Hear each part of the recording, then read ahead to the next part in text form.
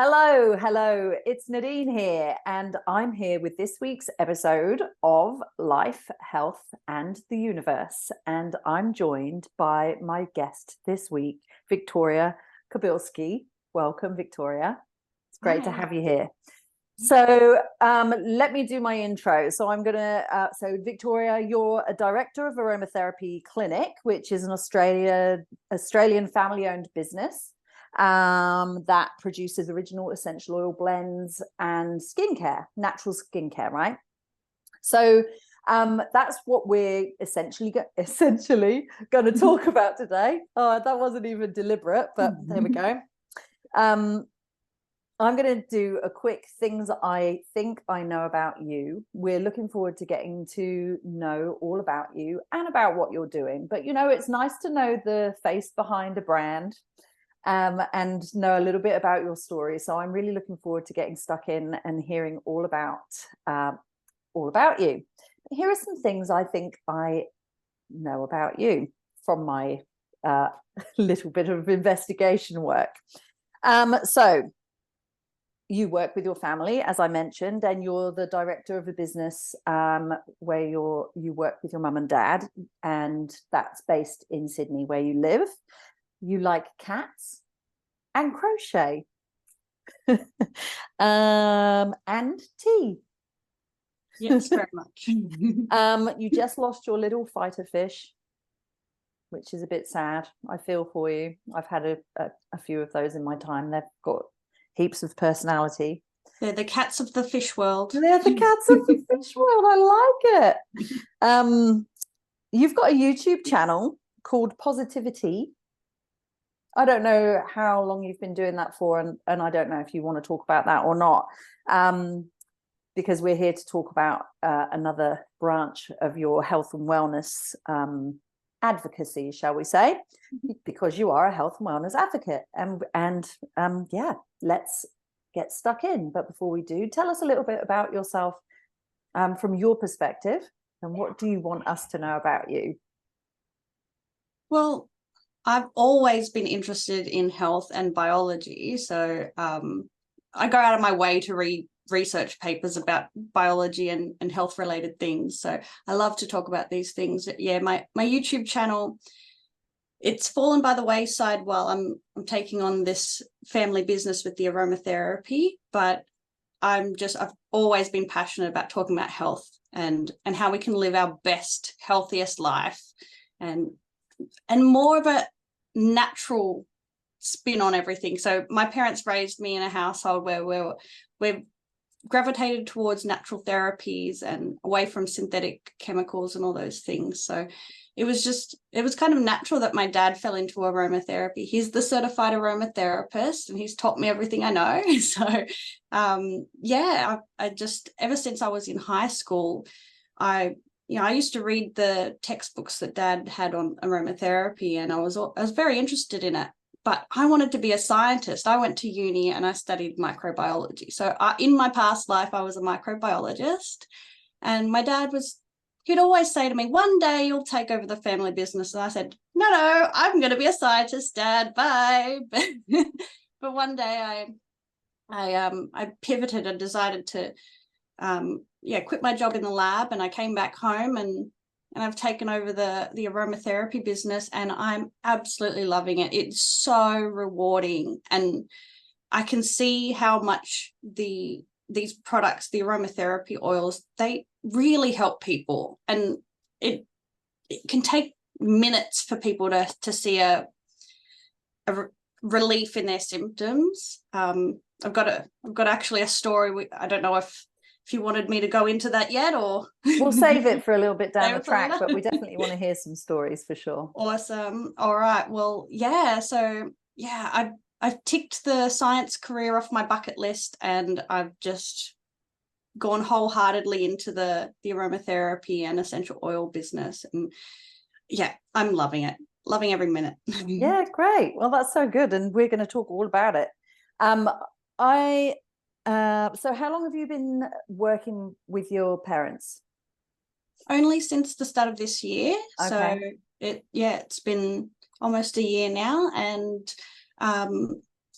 I guess the main way I'm working on the business is to market it, because my dad, he knows the products work and he's like, they'll speak for themselves. But I'm like, how is anyone going to find us in the universe of stars out there? How is our one little star going to shine brighter? So we've got a lot of lifelong fans because we've changed so many people's lives with these oils, and I want to spread the word. I want to make sure other people can find out how we can help them. And like, the company was basically started because my dad, he's such a heavy snorer. For as long as I've known him, he's been like a freight train kind of snorer. And he was mixing a few oils together based on their properties. He selected the oils, and then the next morning my mum said to him, "You didn't snore last night." And so he decided he would bottle it up, give out samples to all our family and friends, and see if it worked on other people too. And yeah, we've stopped people snoring. It's kind of mind-blowing. I love it. That's pretty cool, because I know there's plenty of people who don't like it. And it's usually the person who's not snoring that notices it the most, right? Yeah, my mum was sleeping with earplugs in for years. Wow. So tell me, how long has your dad been an aromatherapist? It's been close to 20 odd years now. So the company started about 22 years ago, but he did his certificate in aromatherapy, and he also did a course in massage as well. But he really gravitated towards the essential oils and how they can make a difference in our lives. Yeah, cool. I'm going to keep going down the getting just some more background before we go into some of the amazing, wonderful things about aromatherapy, because I'm nosy, really. And with your dad, like, being in as an aromatherapist, does he see clients, or does he focus specifically on like producing the blends and the skincare? Yeah, so we don't necessarily have clients, and it's not an aromatherapy service. It's purely the aromatherapy products, and focusing on developing the products and making sure that they're highest quality. Yeah. And your mum, she has helped to design some of the skincare, right? And some of the other products, which is pretty cool. Yes. So we've got all natural ingredients in the skincare. We don't like to put chemicals on our bodies. No, I totally agree. And so before you came on board, what were they doing to get their products out there? Were they doing markets? Was it just word of mouth? It was a lot of word of mouth. We had markets originally years ago, but my dad doesn't enjoy doing markets. See, I'm the person who loves doing the markets, and I like the marketing side of things. So that's what my job in the business is to, just really get our name out there. Yeah, great. Okay, so let's get talking about essential oils. So I use essential oils every day, and love them. And I've probably started getting into using essential oils when I had my first child. He's now 9, and I just became much more conscious of like household products and how, we don't, you kind of go and spray the bathroom and then cover your mouth and nose, and you're like, well, if I'm doing that, I don't really want to expose my kids to it. And plus, from a environmental point of view, with products being in plastic and that sort of thing, I was trying to reduce my waste. So that's kind of how I started using essential oils, and I use them all the time now for all sorts of different things. So I am totally down with hearing about all of the things that you your blends for your company use. But one thing that I found, so I had someone who gave me a sample, I used it, and I was like, oh my God, this is amazing. It was actually for, sore joints or muscles. I was doing a lot of CrossFit at the time. And I was like, this is amazing. And thought, everyone's going to want to know about this. And tell people, and they're like, it's snake oil. It's literal snake oil. was like, oh my God, I'm really surprised at how many people think that this is completely woo-woo made up rubbish and that just smells nice. What do you got to say about that? So if your dad is an aromatherapist, you're a yeah, scientist, like what yeah. You can back up some evidence, right? You got some evidence. Yep, I've read a lot of scientific studies on essential oils, but it's really limited because a lot of the studies aren't done on humans. They're done on animal models. Okay. Or they maybe didn't use a good control group or something like that. So a lot of these papers are kind of just seen as biased.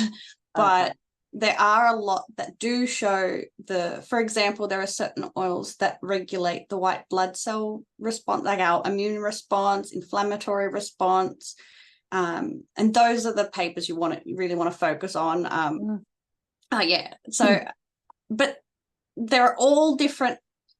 There are so many different oils because basically every plant you can extract some essential oils, and then they'll have specific properties, and each plant will have different properties even based on its region of where it's grown. So it could be the same species in a different part of the world. And yeah, you can look at all the different ways that the oils can affect our body. But each essential oil is made up of hundreds of different compounds that are all interacting with each other. So even when you try to create a synthetic version of the essential oil, you don't necessarily capture the essence or the life of the plant that you can get when you extract from a natural source, like from the plants itself. So, I don't mind a little bit of nerding out when it comes to like knowing exactly how essential oils work in the body. I know that there are different ways that we can use them, right? So we can use them on our skin, we can inhale them. I don't know if you advocate taking them orally, but I know that some there are some essential oils that can be taken orally. I've got lemon essential oil in my glass of water. But like, what actually happens in the body? Because like, isn't there something that it kind of, the way that it gets distributed into the bloodstream and that sort of thing, and because it's a natural product, it doesn't have like side effects or that a pharmaceutical drug might have?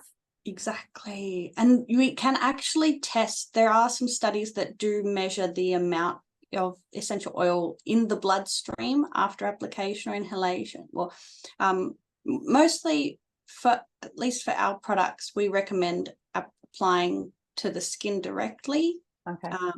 Normally you would dilute essential oils before applying them to a large area of skin, but there are some gentler oils that you can just pop on just in a small spot of your skin. And they've detected, for example, lavender oil can be detected in the bloodstream within minutes of application, but then it will leave the bloodstream, and you can measure how much it is processed by the body, and then it will leave the body after a certain amount of time. So you can like apply essential oils a couple of times a day or a couple of days a week and get the benefits. You don't have to be bathing in them all the time or anything like that. But it's fascinating the way that they're so easily absorbed by our blood, because absorbed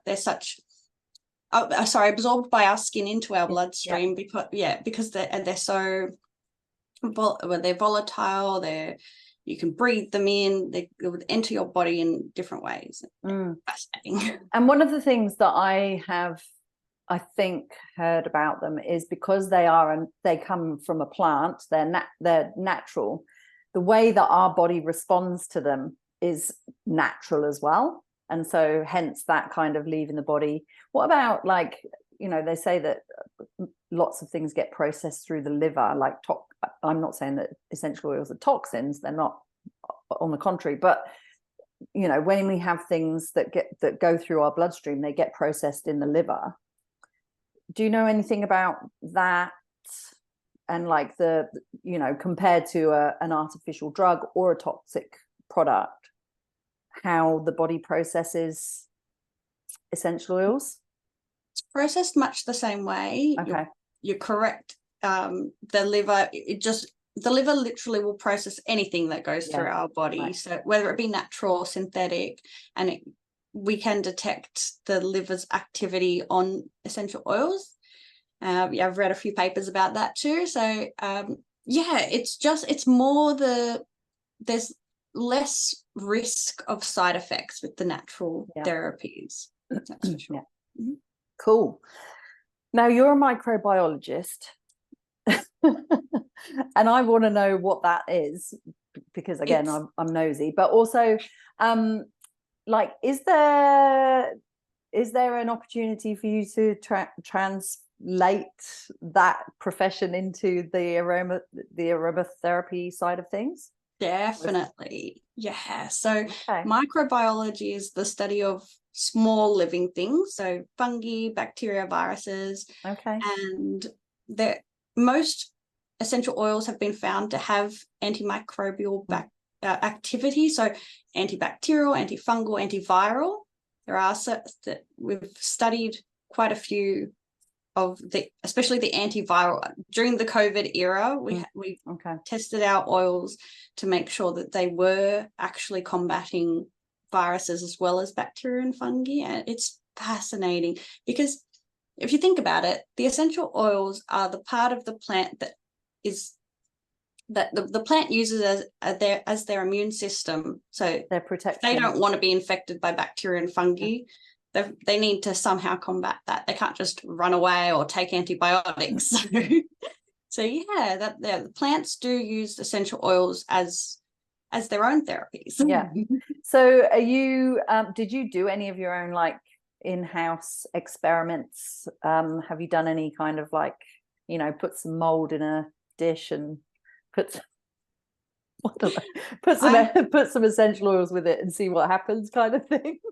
I haven't done any in-house. We went for external testing, so we had a lab do these tests for us. But if I had my own lab, I would be studying these all day long. I'm obsessed. Yeah, wow. And you'd be pretty calm and you'd smell really nice.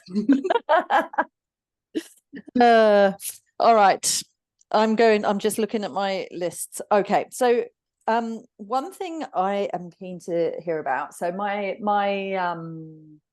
there's a lot of, there's some big essential oil businesses on the market, right?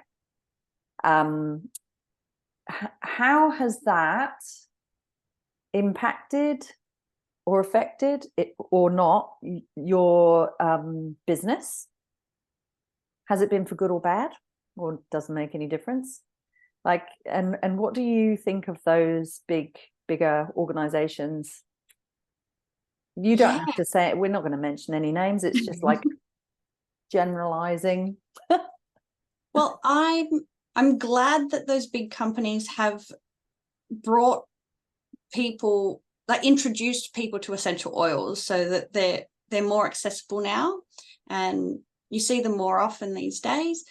Just becoming more familiar with what essential oils are and how they can help. But I find that the downside is that some of the larger companies, they might not be using the highest quality. So the therapeutic grade essential oils are, the difference between therapeutic grade and commercial grade is that how stringent the what's the word? The stringency of the extraction process. Yes, I've just had to check my notes. That's right. So the extraction process from the plant to turn it into an essential oil, if it's lower quality, then it will produce cheaper oil. But the highest grade, the therapeutic grade that's used in aromatherapy, they're the most expensive. They're so pricey. For example, like real rose oil made from rose petals, you need a literal ton of rose petals just to make about half a liter of oil. Wow. It's crazy. And therefore, it's very expensive. Yes, so you'll normally find rose oil either super, super dilute, or it's not aromatherapy grade, like that level of therapeutic grade, if it's in cosmetics, for example. Yeah, sure. And you can use essential oil. There's essential oils in the cosmetics and food industry, and because I guess they have to have their quality has to be the same. Each batch has to be exactly the same. But if you're going to be using a plant that is grown in slightly different conditions, slightly more water or sunshine or something like that, you'll get differences in the composition of the oil. So there, you know, in the food industry and cosmetic industry, they might use more synthetic or different types of quality of essential oil to make sure that they're the same per batch. Yeah, it's tricky. It's a bit tricky. Yeah. More we know. So that's one of the tricky things as well about having people that are like you. Well, I mean, I guess there's so much available, right? And there are so many choices, and it's quite easy to go for the cheap one if you, and be price sensitive, but you're not going to get quality, the same results. Yes. And in fact, do you think, like, because of the extraction methods, they can actually have toxic stuff in them or not? I mean, I don't know a lot about it, but I've heard about that even with things like olive oil, like the way that it's, you know, you have your extra virgin, which is the first pressed, and then once it gets pressed again, they use other stuff to get as much out of it as possible, and that is not good for you. Yes, well, so that's why we don't have a vanilla essential oil. Then we have vanilla pods, but you can only extract a resin from that, and then you have to use different chemicals to extract an oil from the resin. So there's no real pure vanilla essential oil. Got it. And it depends on the plant type and the what part of the plant you're extracting from. So some plants, like orange peel, you need to use a certain type of extraction method. And that, for example, then you've got jasmine flowers, which are so delicate that heat or pressure will damage the oil. So you have to use this really gentle way of extracting the essential oil from jasmine. It just depends on the plant and the type of plant it is. Yeah, right. So when you are sourcing your essential oils, where do they come from? Do you have like a wholesale supplier, and do they take them from different countries? Yes. Oh, this question's got layers. Yes. Do they come from different countries? And if they do, how do you know that you're going to be getting the same bang for your buck quality? Yeah. Well, and also, like, even, you know, the ground that it's grown in or the weather conditions can affect the quality or the potency, I guess. Yes. How do you know those things?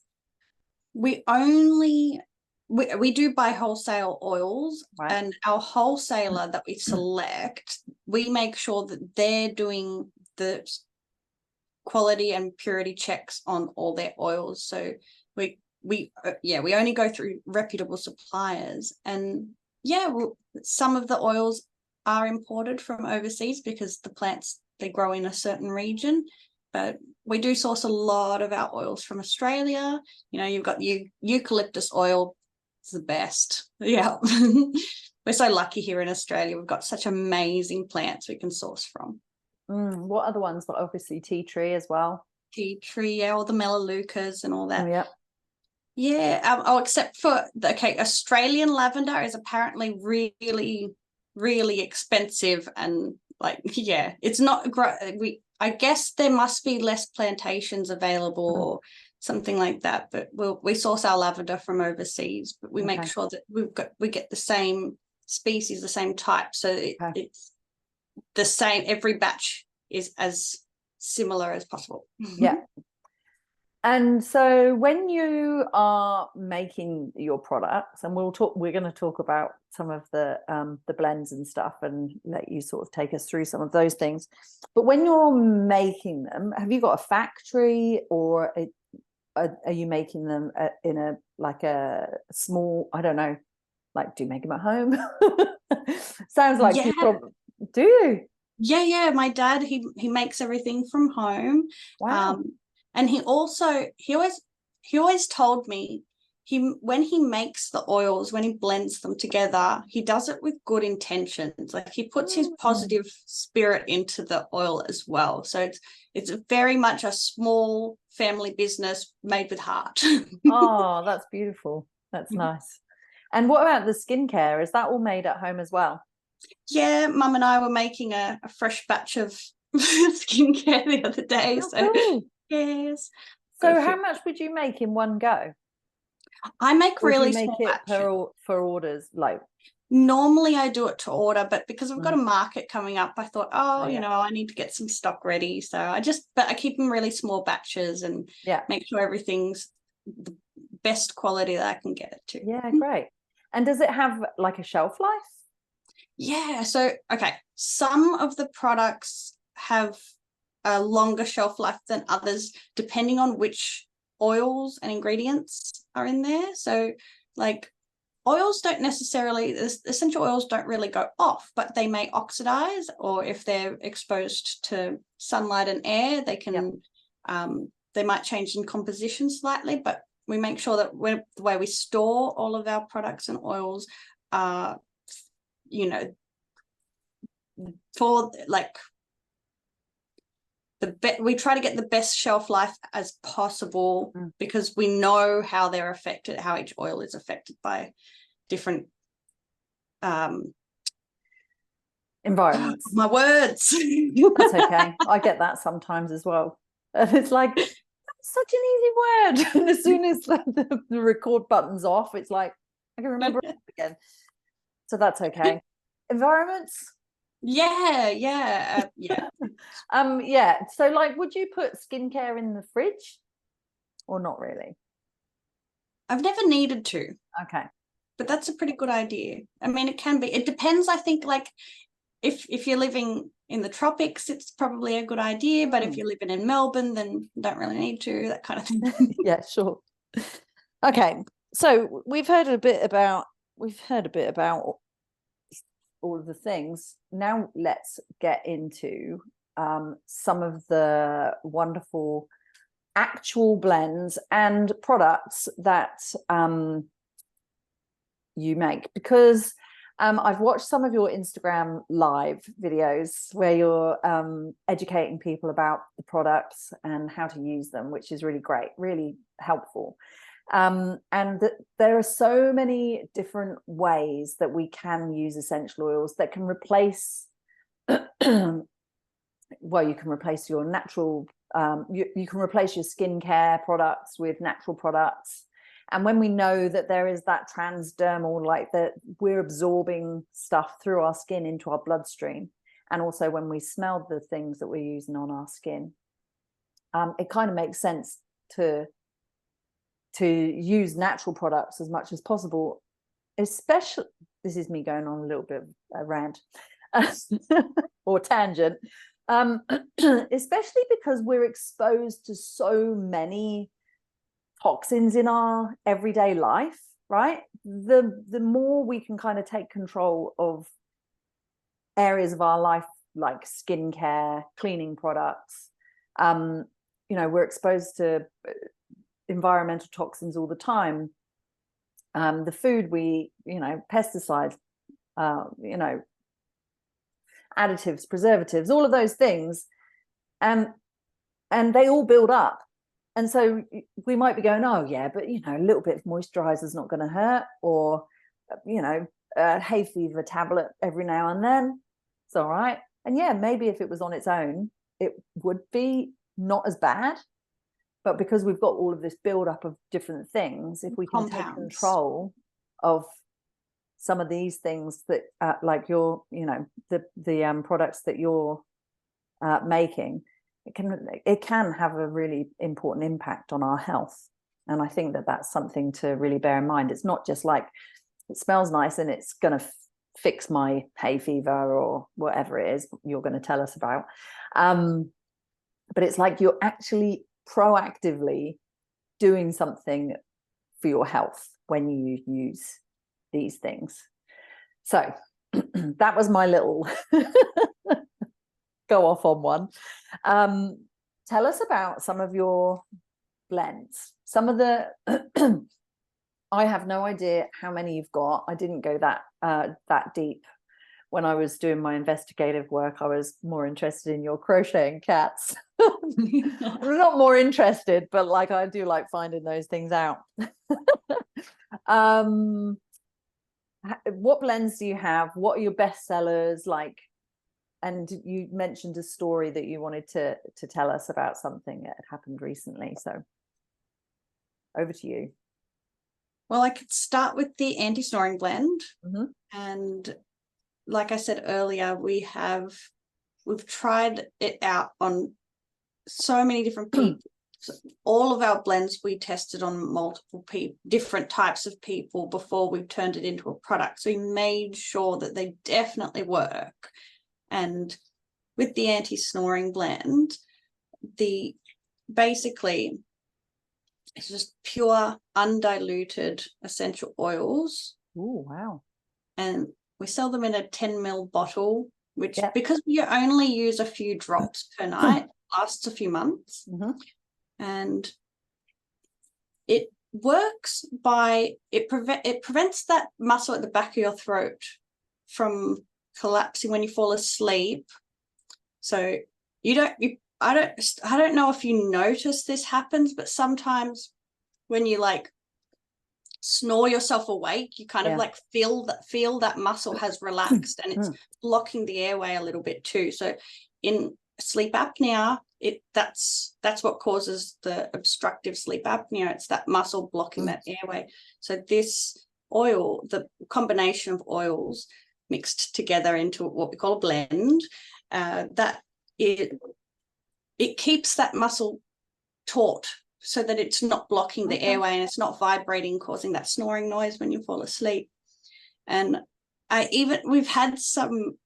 Sorry, were you going to ask a question? I was going to say, I would expect as well. Well, I don't know what's in your blend, but it would probably open up the airways a little bit, the nasal passages, so help with nasal breathing a bit better. Yes, exactly. So because each oil most of them have more than one property. So there's a mixture of oils in there, some to help clear your sinuses, but mainly they're preventing that vibration of that muscle in the back of your throat, which causes the snoring. And we were originally only tested it for people with snoring, but we had a few people email us in saying that they've got sleep apnea and they don't need to use their CPAP machine anymore. And I was like floored. Like I couldn't believe, like every time someone tells me another testimonial, I'm like, I don't even believe you. I know I've been living this life for 22 years and I've seen it work on so many people, but I'm still like, wow, how is it working? It's amazing. Wow. Yeah. Are you going to tell us any of the things that are in there?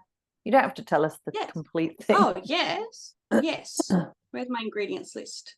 So the front of each of our products has one of the main products on each of the. So we've got the flower of the cistus plant there. You can't really see it very well, but so cistus is the main ingredient there, but we've also got some lang lang and patchouli, which people are more familiar with, and it's a bit polarizing. Some people love it, some people hate it, but it's I feel like there's a lot of people out there who don't really like the smell of patchouli, and some people live for the smell of patchouli. Well, I think you can tell the difference between a good quality patchouli oil and a like not so good. I come from a place in the UK called Glastonbury, and it's got some alternative types there, and lots of those alternative types like patchouli, and so I had this memory of patchouli, Yeah. standing behind someone in the line at the shops, Doused themselves in it. Yes. and so I had this really bad memory of it, but when I smelled a really pure one, it's quite a different experience. So Yes. I love Oh, it. definitely. Yeah, it makes a massive difference. Same with lavender, right?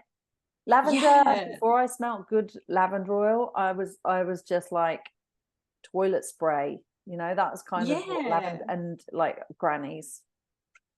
Yeah. Synthetic lavender really Yeah, smells like synthetic lavender. Like, I don't know how else to yeah. describe it, but Yeah, toilet spray. Awesome. cool.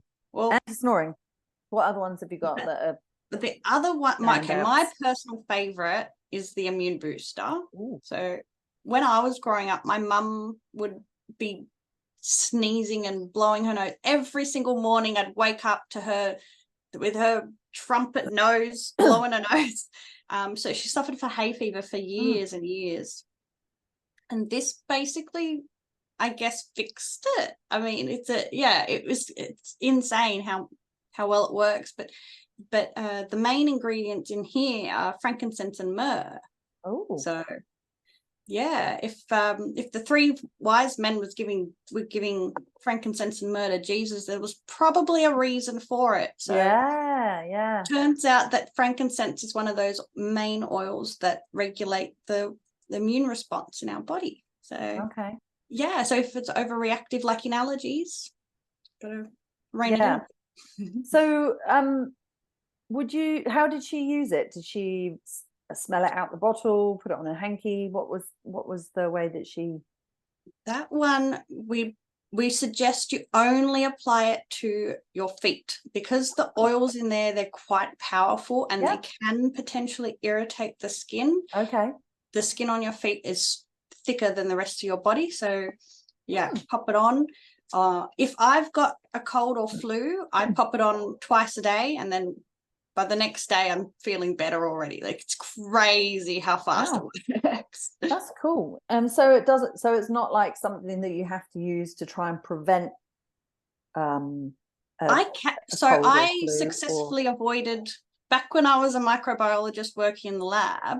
I was also, had to do computer work in the office, and in the office, everyone around me, every single person in the office around flu season would catch a cold, because we catch the train to work every day and home, and I was just kept thinking, oh, I'm next, I'm going to catch it next.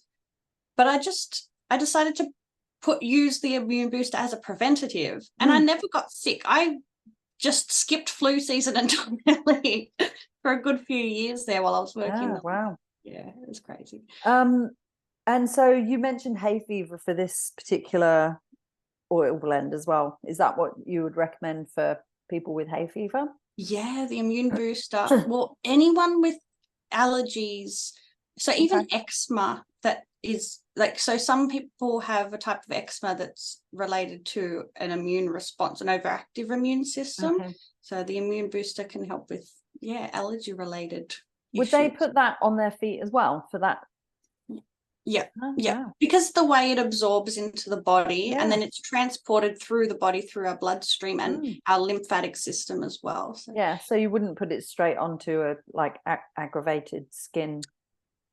I definitely wouldn't, not because of how powerful the oils are in that specific blend. We do have an eczema blend if you've got like dermatitis, kind of like an skin irritation. Yeah. Then I'd put that directly on the body. Okay. And those ones, so the eczema blend we've already diluted down, so it's ready for applying directly onto the skin. Yep. And if you're going to dilute essential oils, you just pick your favorite carrier oil. It could be olive oil, jojoba, coconut, whatever you like. Yeah. Usually just a 3% dilution. Okay. What else? Okay. I want to tell the story about joint blend, because I hadn't seen it work until last month. One of my good friends, her sister, she was She was literally hobbling in pain. Like the whole time she was just trying to stay seated as much as possible, because every time she got up, she was like limping because her knees were so inflamed and painful for her. And her sister, so my mate, her sister is like, she makes candles and bath bombs. And she said, oh, I can't use the bath bombs. I can't even get into the bath because my knees hurt too much. And I said, well, try a bit of the joint blend. If you just rub some onto your knee just right now, see what happens. And it was about maybe 15, 20 minutes, she was crying with relief and she was walking normally. And she was like, I can have a bath for the first time in months because I don't have this pain anymore. And I was like, there. I can't believe it, because my dad had always told me that, he'd tested these on other people. So joint blends used for anywhere you get arthritis and you kind of swollen joints and that. And I've heard anecdotally that it was working for people, but I didn't see it with my own eyes until last month. And yeah, I'm converted. Is she still using it? She is, yeah. She ended up buying a bottle from me, and yeah, she's reaping the benefits. Oh, great. What sort of things are in that? Like, and how does it work? Is it like an anti-inflammatory type thing, or? Yeah, so there are a lot of warm, spicy oils. You've got ginger, you've got black pepper and clove and nutmeg. So, all those spicy, warming. So I think there's a twofold aspect to the joint blend. They've got the warming oils, which will provide instant pain relief, but there's also some anti-inflammatory oils in there that reduce the pain and swelling. And I guess if they're warming oils, they might help blood circulation as well. Yes. It's very good. Have you got any other blends? Trying to think if there's anything else. Have you got like a sleep one? Yeah. So relaxing blend. Yeah. And you got the exact opposite, which is energizing blend. Oh, yeah. So one to wake you up, one to put you to sleep. Okay. And how do you use them? They can go straight in the oil burner. Okay. You can just breathe them directly from the bottle. So I don't normally apply these to my skin. I will diffuse them throughout the room or pop the few drops in your bath. What do you think about like candle diffusers compared to electric diffusers? We use both. We use either. Okay. So they work pretty much the same. It just because the oils are so volatile, which means they easily evaporate. That's why you can breathe them in and still reap the benefits just without burning, without heating them. But that extra bit of heat, whether it be with the electric burner or a candle version, it just heats up the oil that little bit more so that it really evaporates into and like disperses the scent around the whole room. Yeah, cool. Because I've had a few electric ones, but they all tend to die after a period of time. I like the good old candle versions. Yeah, I haven't had one of them for a while, but I might have to get one because I just stopped using them in that way because of that, because my diffuser died. What's in your relaxing blend? That one's mainly lavender. So we've got a nice beautiful sprig of lavender on the front of the bottle, and it's got a lot of floral, like it's a kind of sweetly floral kind of scent. So you've got bergamot and lang lang, clara sage, and a bit of cedarwood to bring it down to ground it a bit. Yeah, nice. And then the energizing, what have you got in there? Oh, okay. That it's very like, it's peppermint, it's thyme, it's rosemary, so it's herby and fresh. It's really like it's refreshing. Yeah. Cool. And are they your main blends? Is that all of them? And the last few that I haven't mentioned are we got sinus clearing and respiratory, which I thought, so sinus clearing for upper respiratory congestion, and the respiratory blend is for lower respiratory congestion, like coughs. So it's got the oils in there, they're more expectorants, so they help you clear the mucus. Okay. and monthly comfort, which I've been Ooh, using this week for my period pain because I get it real yeah, bad. great. But there's an antispasmodic in there. So spikenard, it's a very unusual oil. It's a very ancient oil. It was highly prized in ancient India and ancient Greece, and they traded it back all the way back then. But basically it was used even back then to regulate muscle spasms, so the period pain. Yeah, great. Yeah. Do you use any essential oils just for perfume or anything like that? Or not really? Personally, Then mostly the therapeutic. sometimes, very occasionally, I will. But because I use the pure undiluted ones, it can be kind of overwhelming. So I prefer to just diffuse them in my room rather than like use them as a Yeah, perfume on yeah, fair enough. myself. Yeah. And your mum makes some amazing skincare, which just sounds delicious and yeah, good. And it had some magic words in it when I was watching your video, like reduces wrinkles.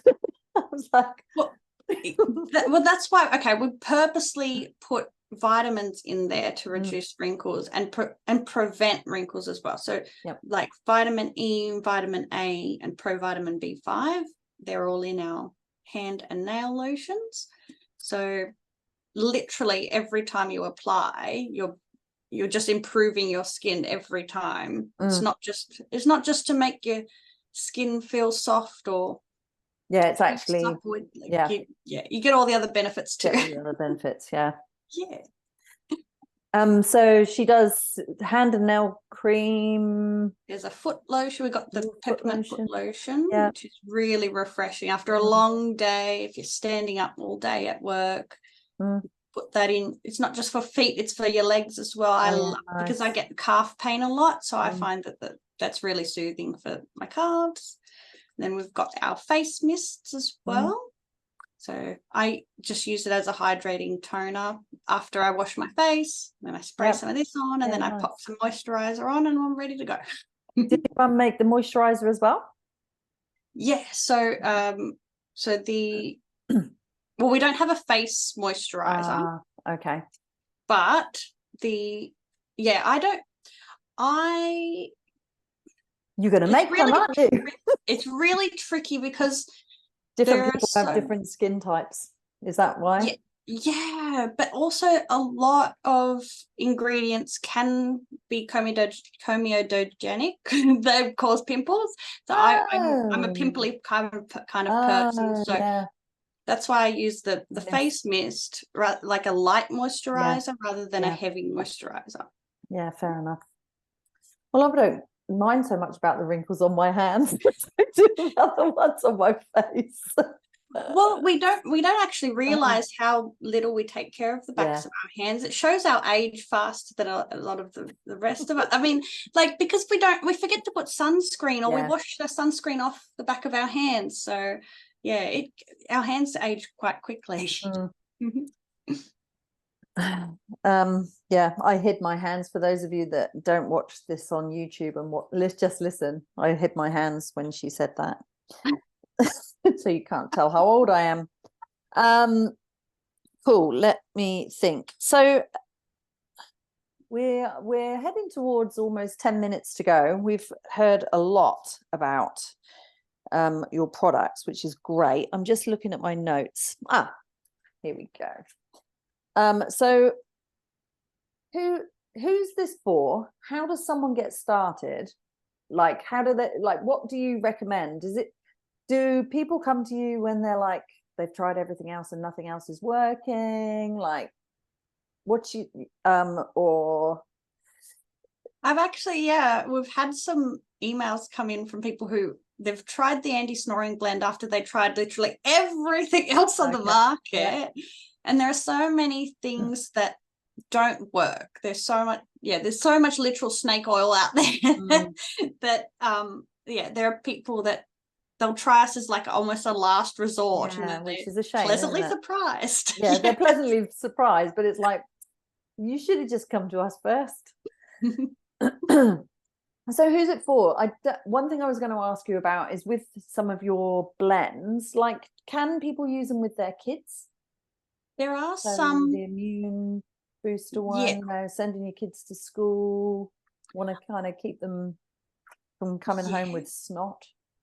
Well, that's a really good question. So if you're using essential oils on kids, I'd dilute them further. Okay. So get your carrier oil out, get some, coconut oil or jojoba and mix in. So just a 3% dilution. And always do a patch test on a small bit of skin first to check for skin sensitivity. But if there's no reaction after half an hour, then you're good to apply the oils. And otherwise, I'd recommend diffusing them rather than applying topically, especially for children. Yeah. So, yeah, cool. You pop in the diffuser. Very good.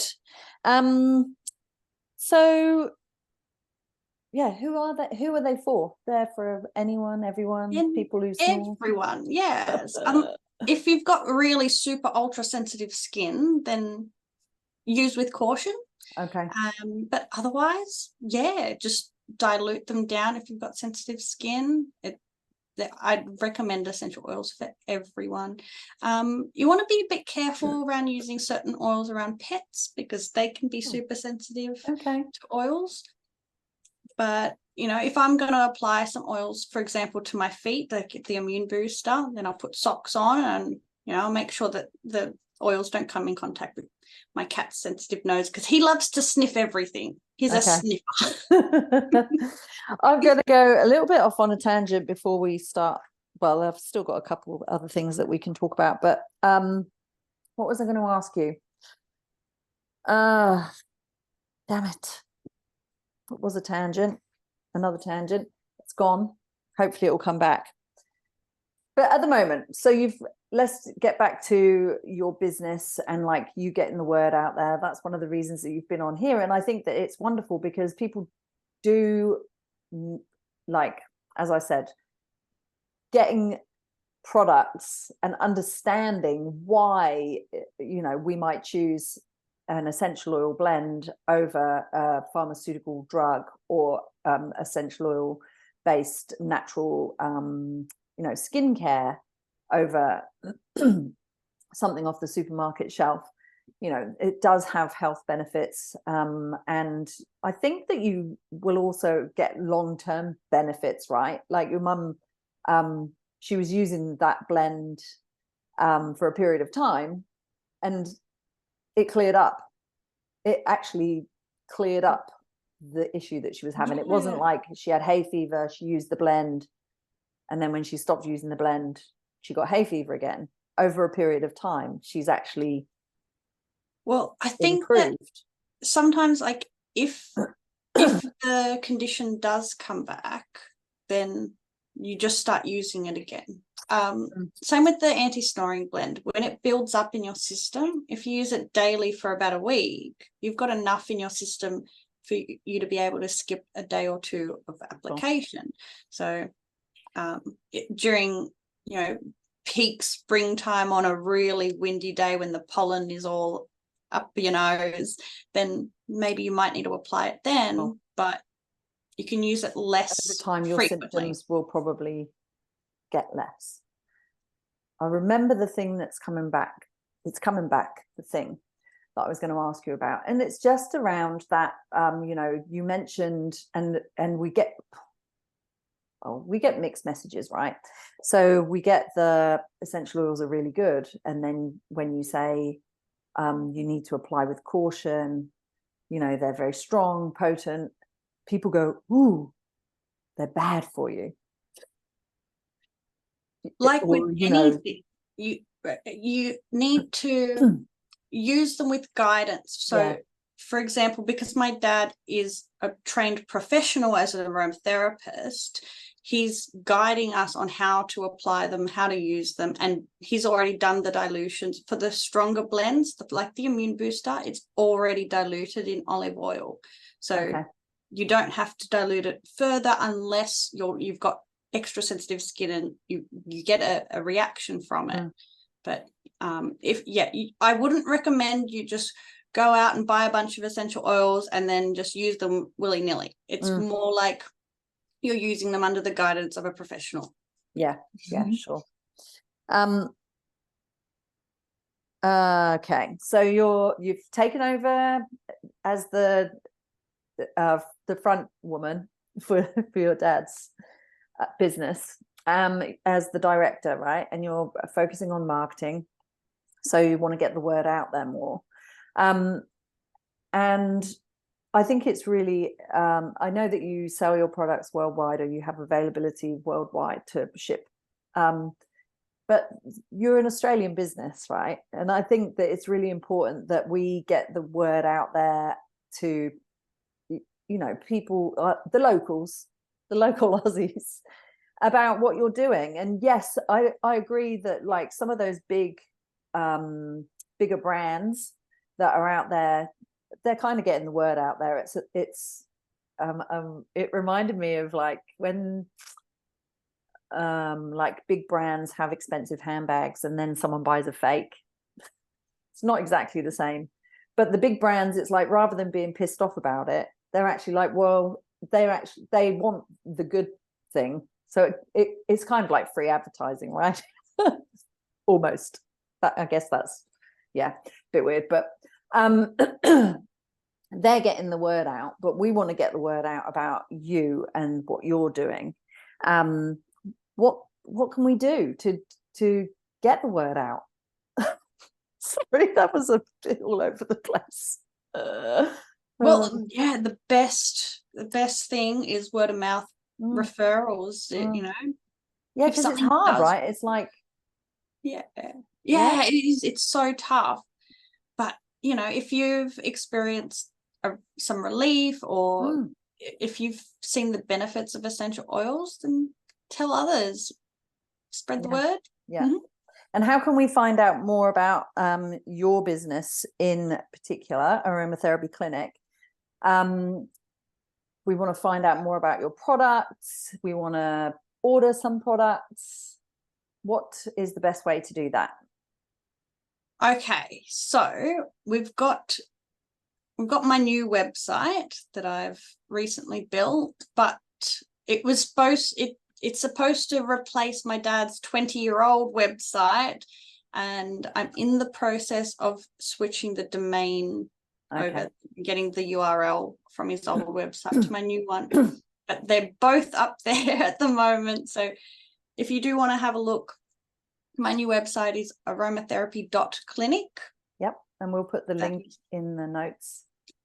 Yeah, so that's my new revamped one. But if you do stumble upon the old website, or if you're listening to this in the future and I've already switched over, the old website is aromatherapyclinic.com.au. But all the products are there. Right. I've got a few extra new products on my new website, though, so check that out. Oh, check it out. A little bit of mystery. I like it. Yes, some special Christmas blends coming up. Oh, great. So it's for the diffuser, not for applying to your skin, but it's to make your home smell like the spirit of Christmas. Yum. Love it.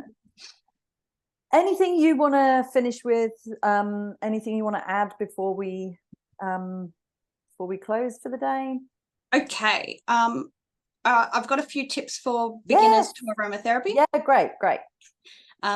Firstly, we don't normally recommend eating essential oils. So if you are going to, you have to be really, really careful. Make sure they're super, super diluted.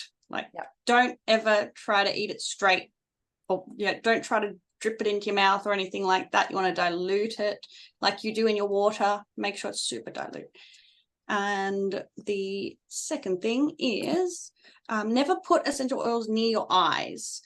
Even if the oils, they might be good for wrinkles or something, don't ever try to put it around here. It can damage your sensitive eye area. And the last thing is storing essential oils. So because they are affected by sunlight and heat, you want to make sure that they're stored away from sunlight. And we sell all our blends in the amber bottles so that they're protected from UV radiation, so that light doesn't penetrate. Not all wavelengths of light penetrates through the amber glass bottles. So if you've got them in clear bottles, you want to make sure they're in a cupboard, stored away from light as much as possible and away from heat. So you keep them in a cool, dark place. Cool.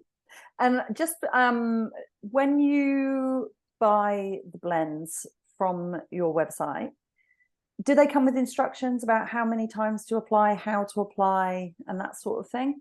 Yeah, so all of our blends are provided with the guidance of a certified aromatherapist, my dad. And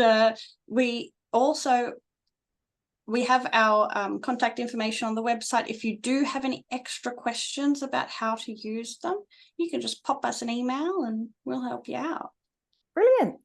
Thank you so much for joining us. I wish you all the best of luck with getting the word out there. It sounds great. I'm going to definitely check out some of the products. I really appreciate the time that you've spent with us today. And I look forward to seeing you online. Thank you so much, Nadine. I appreciate the time. No worries.